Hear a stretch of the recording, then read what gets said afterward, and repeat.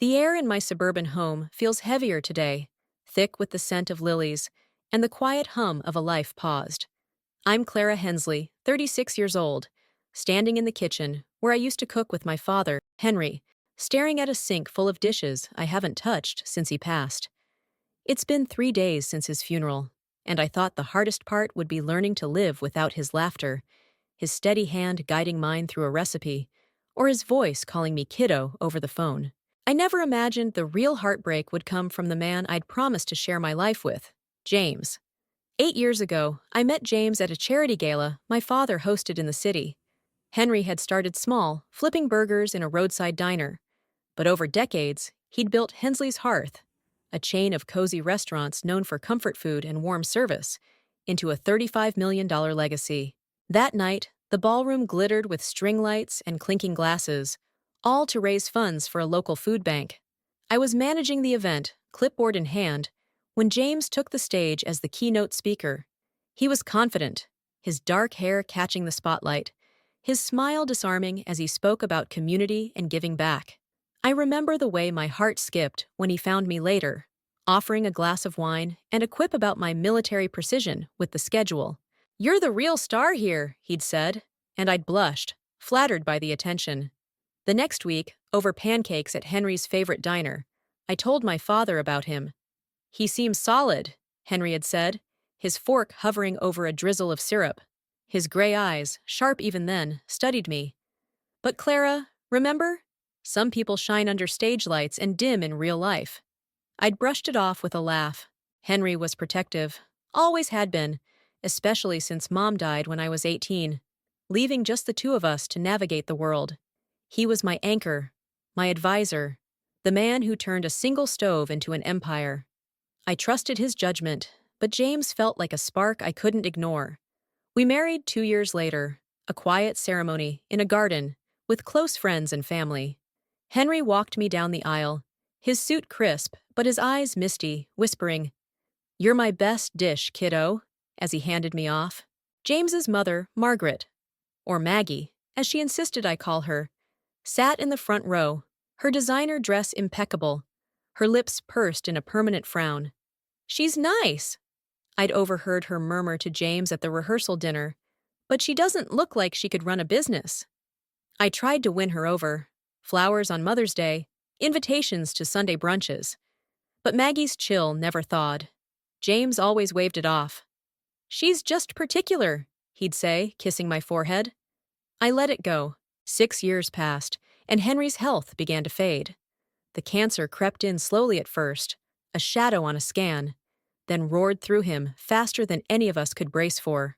4 months after the diagnosis, he slipped away in his sleep, leaving a hole I couldn't measure. The funeral was everything he'd have wanted. Tasteful, warm, with a spread of his signature dishes served to mourners. I stood by his casket, numb, clutching a photo of us from my childhood. James helped with logistics, but his eyes kept drifting. To his phone, to the crowd, anywhere but me. Maggie arrived late, her oversized sunglasses hiding her expression, and left before the service ended, muttering something about a prior commitment. I barely noticed. My world had shrunk to the absence of Henry's voice. 3 days later, I sit at the kitchen table, a cup of cold coffee in my hands, replaying that last conversation with him. "You're tougher than you think," he'd rasped from his hospital bed, squeezing my hand. I didn't feel tough then, and I don't now. The phone rings, pulling me from the memory. It's Henry's attorney, asking to meet about the estate. I agree absently, expecting a few properties, some savings, enough to ease into a quieter life someday. I don't brace myself for what's coming. I don't know yet that the man I married, the man who charmed me under those gala lights, is about to show me just how dim he can be when the curtains fall. It's been a week since Henry's funeral, and I'm sitting in our living room, the late afternoon sun casting long shadows across the hardwood floor. The coffee table is a mess of legal documents, wills, deeds, financial statements, spread out like a map of a life I'm still trying to understand. I met with Henry's attorney yesterday, a soft-spoken man with wire-rimmed glasses, who handed me a folder thicker than I'd expected. "Your father left everything to you, Clara," he'd said, his voice steady. The restaurants, the properties, the accounts. After taxes and debts, it's valued at just over $35 million. I'd stared at him, my hands trembling around a styrofoam cup of lukewarm tea, waiting for the punchline. There wasn't one. Henry's legacy, the chain of Hensley's Hearth restaurants he'd poured his soul into, was mine now. It didn't feel like a gift. It felt like a weight. I haven't slept much since. The papers sit here, untouched until now, because every time I look at them, I see Henry's face, his crooked smile, the flour-dusted apron he wore even after he stopped cooking daily. I don't want to celebrate this. I want to cry. The front door clicks open, and James steps in, loosening his tie after a day at the office. He glances at the table, then at me, and lets out a low whistle. "So it's true," he says, dropping his briefcase by the couch and sitting beside me. "It's really all yours." His tone is light, almost playful, but there's a glint in his hazel eyes I can't place. I nod slowly, my throat tight. "Yeah, I didn't expect this much." He grins, leaning closer, but something's off. His smile doesn't reach his eyes. "Well, we should probably talk about what to do with it," he says, resting a hand on my knee. "I mean, obviously we'll invest. Maybe buy that cabin in Vermont you liked last summer. And of course, we'll have to figure out how much to give Mom." I blink, the words hitting me like a splash of cold water. "What?" My voice is barely a whisper. James tilts his head, looking at me like I've missed something obvious. "My mom, Maggie. She's family, Clara. We give her half, right?" Half. The number echoes in my head, absurd and heavy. I wait for him to laugh, to say he's kidding, but his face is calm, dead serious. My chest tightens, a slow burn spreading under my ribs. "Tom, sorry, James," I say, catching myself. "This is an inheritance from my dad. Not us. Me. Why would we give half to your mother?" He smiles again, gentler now, like I'm a child who doesn't grasp basic fairness. "Because she's family, Clara. She's been through a lot, raised me alone, sacrificed everything. It's only right." I laugh, a sharp, hollow sound that surprises even me. Not because it's funny, but because I can't believe what I'm hearing. "Family?" I repeat, pulling my knee away from his hand. "She wasn't family to my dad. She barely knew him. She left his funeral before the eulogy, James. And now she deserves half of his life's work?" His expression hardens, the charm slipping. "Don't be selfish, Clara. You know she's my family. What about my loss? Watching my wife turn cold overnight?" Selfish. The word lands like a slap, stealing my breath. I stand up, the room tilting slightly. "Selfish," I echo, my voice shaking. "My father's been dead a week, and you're talking about giving away what he built. That's not selfish. That's insane." Before he can respond, my phone buzzes on the table. It's Maggie. I hesitate, then answer, her voice oozing through the line like syrup. "Clara, sweetheart. James told me the wonderful news. I'm so proud of you. Henry was a clever man." There's a pause, and I brace myself. I know it's a bit awkward, but since you've come into all this, I was thinking we could sit down and talk.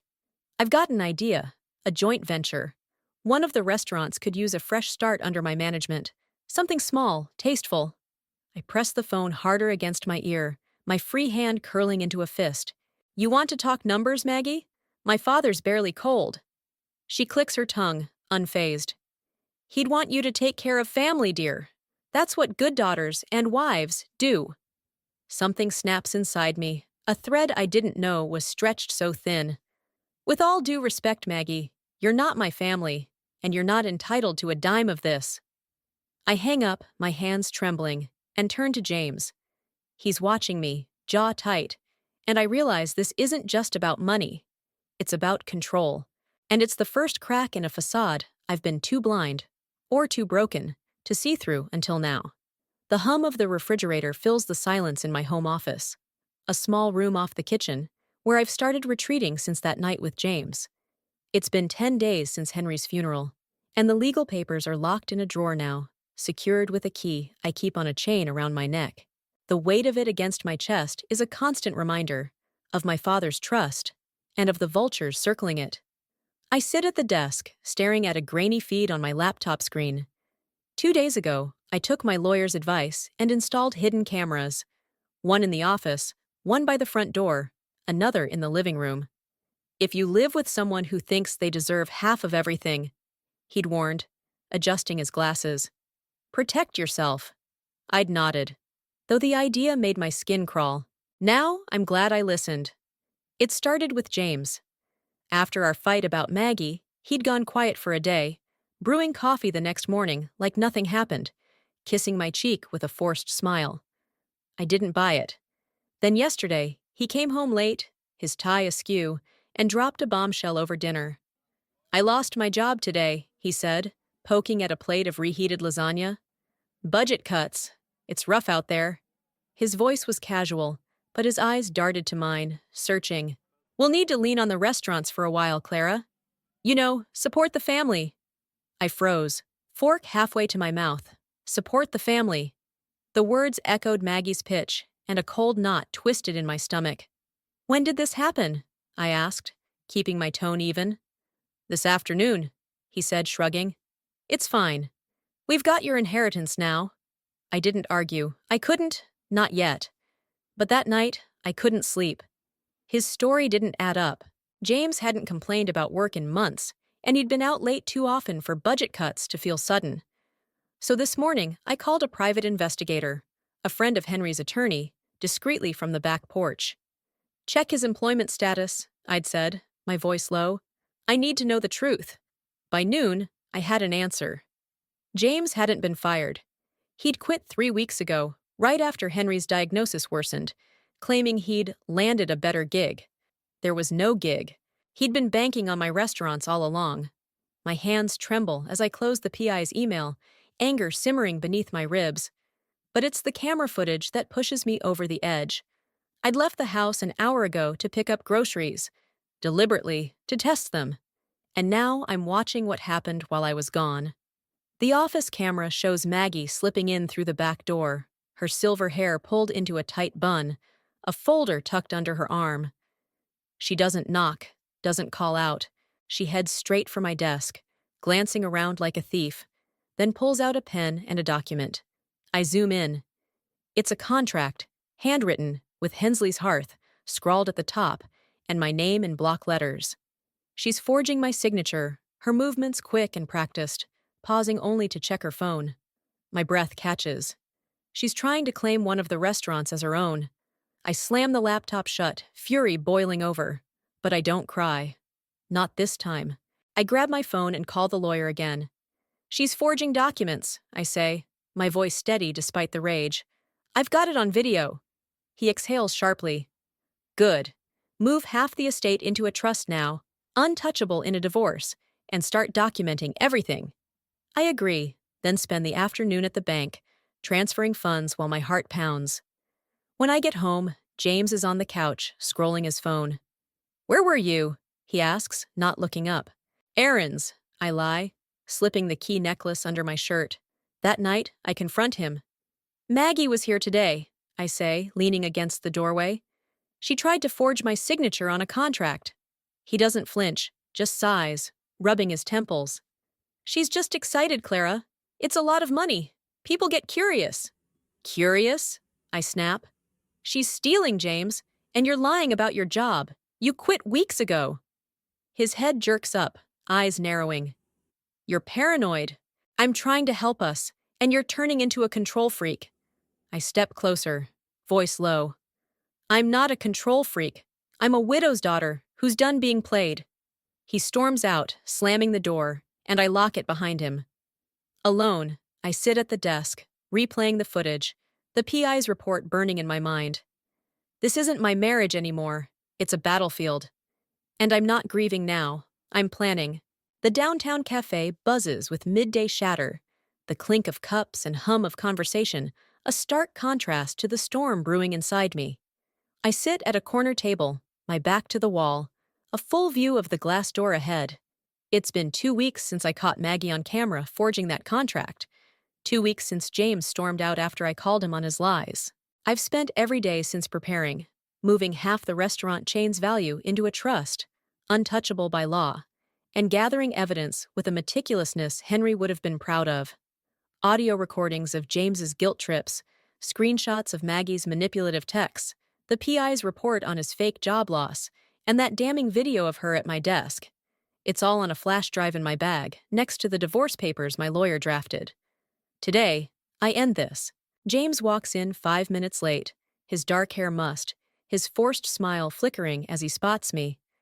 "Hey, Clara," he says, sliding into the chair across from me, casual as if we're meeting for lunch.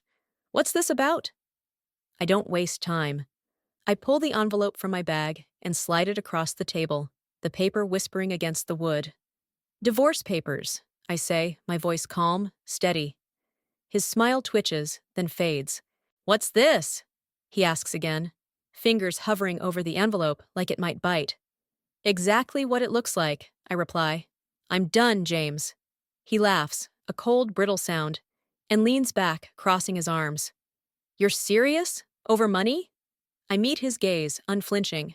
"No, over disrespect, over betrayal, over you and your mother treating my father's death like your personal lottery win." His jaw tightens, and he leans forward, voice dropping. "I supported you, Clara, for years. I was there when Henry got sick, when you fell apart. And now you're rich. You just toss me aside?" I don't flinch. "You quit your job before he died, James.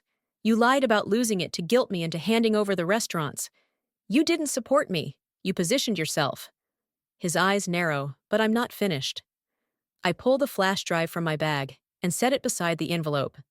Every lie, every manipulation, every time you or Maggie tried to control me, it's all here. Recordings, footage, proof. If you fight this, a judge will see it all. He stares at the drive, his face paling. "You're bluffing," he mutters, but his voice wavers. I smile, cold and measured. "Am I?" The trust is locked. Half the estate's untouchable. The rest is mine, legally separate property. Henry made sure of that. You get nothing from it. Not a cent. He slams his hand on the table, drawing a few startled glances from nearby patrons. "We're married, Clara. I'm entitled to half of everything we built together. That's the law." "No," I say, leaning in. "You're entitled to what we built. Our joint savings, a few $1,000. That's it. Push me, and I'll bury you with this evidence. You'll walk away with less than you came with." His eyes hollow out, the bravado draining. "You think you're so smart," he spits, snatching the envelope. "You think you've won?" I don't blink. "I already have." He stands, the chair scraping loudly, and storms out, the papers clutched in his fist. I watch him go, my pulse steady for the first time in weeks. That night, I change the locks again, every door, every window, and send Maggie a cease and desist letter through my attorney. No more unannounced visits, no more forged contracts. I block them both, phone, email, everything. The silence that follows is deafening, but it's mine. 3 days later, the divorce filing moves forward. James tries to fight, demanding spousal support, claiming I owe him for emotional support during our marriage. My lawyer counters with the evidence, every piece meticulously cataloged, and the judge rejects his claim outright. Manipulative and predatory, the ruling calls his actions. He walks away with scraps, and Maggie's threats of a lawsuit fizzle into nothing. With the dust settling, I sit in Henry's old office at the flagship Hensley's hearth, surrounded by his cookbooks and faded photos. I sign papers to fund a culinary scholarship in his name, $2 million to help young chefs from tough backgrounds. It's not revenge, it's release. The weight lifts, just a little, and I breathe freer than I have in months. James and Maggie are gone, but I'm still here, standing, not just surviving. The late afternoon light spills through the windows of my home, casting a warm glow across the hardwood floors that once echoed with slammed doors and Maggie's sharp voice. It's been 7 months since the divorce was finalized. 7 months since I walked out of that courthouse with a signed decree and a quiet resolve I hadn't felt in years. I didn't sell the house, not out of sentiment, but purpose. Today, it's no longer just a home. It's the headquarters for the Henry Hensley Culinary Fund, a nonprofit I've built from the ground up. The living room, where James once demanded half my inheritance, now holds a desk piled with grant applications. The kitchen, where Maggie sipped my coffee like she owned the place, is a space for mentoring young chefs. I've turned echoes of betrayal into something solid, something mine. It wasn't easy at first. After James left with his scraps and Maggie's threats faded into silence, the emptiness hit hard. I'd wake up expecting his footsteps, her perfume, some new scheme to unravel. But nothing came, just peace, fragile and unfamiliar. I started small, clearing out their traces, his old ties in the closet, her forgotten scarf in the hall. Then I found it, a battered recipe book in Henry's office, tucked behind a stack of invoices. Inside, slipped between pages stained with sauce splatters, was a letter in his looping handwriting, dated 3 years before his death. "Clara," it began, "if you're reading this, I'm not around anymore. And I want you to remember something important. Money reveals people. It doesn't change them. It just makes what's inside louder. Don't let anyone guilt you into giving up what they feel entitled to. Share when it's love. Protect when it's pressure. And if someone makes you choose between peace and pleasing them, choose peace every time." I sat on the floor with that letter, tears streaming down my face, not from pain, but relief. Even gone, Henry knew exactly what I needed, a compass through the chaos. I framed it, hung it above my desk, and let it guide me. The scholarship grew into a fund, and now this house hums with purpose. Volunteers planning workshops, kids from tough neighborhoods learning to braise and bake. I mentor them myself sometimes, rolling dough beside a shy teenager or teaching knife skills to a single mom starting over. It's not about the money. $2 million was just the seed. It's about Henry's belief in second chances, passed on through me. Through mutual friends, I hear James and Maggie have unraveled. He filed for bankruptcy last month, his charm useless without my bankroll. Maggie's renting a cramped apartment downtown, her social media gone dark after a string of failed ventures. Their empire of entitlement collapsed, and I feel no sweetness in it, just a quiet nod to the inevitable. Me, I'm rebuilding, not from scratch, but from truth. Work fills my days, managing the restaurants, growing the fund, and nights are softer now. I sit by the window with a cup of tea, the same spot where I once watched James storm out, and the silence feels like freedom, not loneliness. One evening, as I tidy the kitchen after a mentoring session, I find a photo stuck in a drawer. Henry and me, laughing over a botched pie crust when I was 12. I smile, tracing his face, and realize he'd be proud. Not of the money, not of the fight, but of the woman I've become. Still soft, but no longer silent. I've learned love without respect is just possession, and family without boundaries is chaos. James and Maggie didn't break me. They pushed me to outgrow them. The doorbell rings, and it's one of the mentees, dropping off a thank you note for a scholarship she just won. "You're like him," she says, nodding at Henry's photo on the wall. "Tough, but kind." I laugh, tucking the note away. "He'd like that." After she leaves, I stand in the quiet, running my finger along the desk's edge. The weight on my shoulders is lighter now, mine to carry, not theirs. Healing isn't perfect, but it's real. And choosing peace, I whisper to the empty room, is the sweetest victory of all.